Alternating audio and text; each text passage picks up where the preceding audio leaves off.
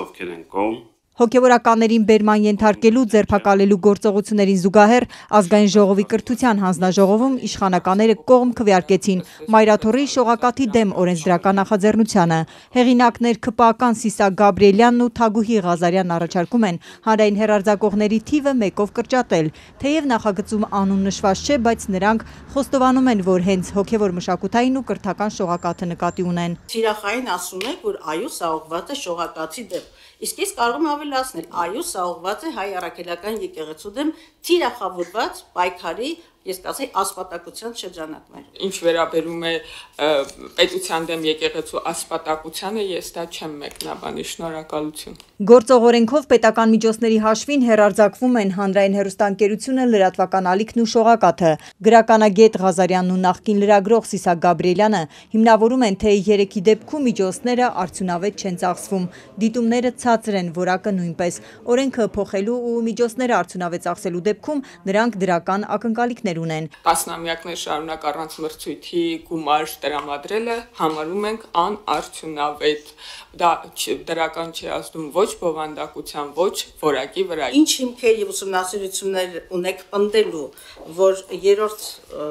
ալիքի գոյությունը պատճառում է որակական խնդիրներ, կրկնվող բովանդակություն, ցածր դիտողականություն եւ անարդյունավետություն։ Ինչ ցուցանիշների հիման վրա են իշխանականների պնդումները, ինչ հաշվարկներ են արել։ Նրանցից փաստարկված հիմնավորումներ էր պահանջում ընդդիմադիր падգամավոր Լիլիթ Գալստյանը։ Չի կարող մի բան, որը խորապես ուսումնասիրված չէ կամ հանգամանալիորեն ուսումնասիրված չէ, եւ ես որքան կարողանում եմ հասկանալ, սա դեր հեղինակների, նախագծի հեղինակների սուբյեկտիվ դիտարկումների արդյունքներ, միգուցե եւ ձեր քաղաքական ողջ խմբի, այնտեղ որևէ հիմնավորում, հաստարկված տվյալներ այստեղ չկան։ Այս հեռուստաընկերությունը տասնամյակներ առաջ հիմնադրել է Մայրաթորը, բյուջեի կեսն էլ Մայրաթորն է հատկացնում։ 14 ժամ եթեր ապահովելու դիմաց տարեկան 600,000 դրամ են ստանում։ ՔՊԱ-ականներին հակադարձում էր Լիլիթ Գալստյանը։ Պարզվի օրինակ 90%-ը իրենք են տրամադրել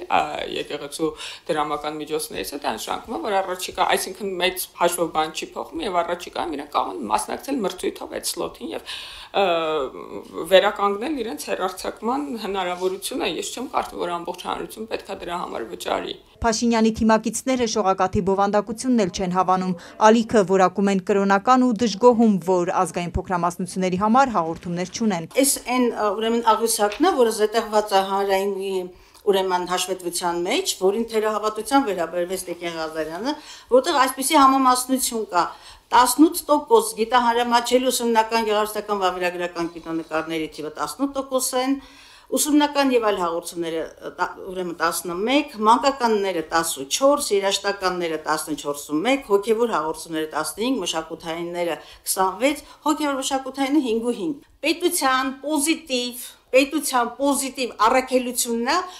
հանրությանը կրթելը եւ կրթությունը սոց դպրոցական կամ բուհական կրթությունը չի։ Ձեր ասած պետության պոզիտիվ պարտականությունը ալիք պահելը չի։ Պոզիտիվ պարտականությունն է ձեր ասած բովանդակությունը փոխանցելը քաղաքացին։ Հիմա թե այդ բովանդակությունը կլինի Facebook-յան որևէ օգտատիրոջ, որ ավելի մեծ ազդեցություն ունի, քան այդ թվում հանրային բոլոր հեռարձակողների այդ վերցրած, թե կլինի որևէ, չգիտեմ,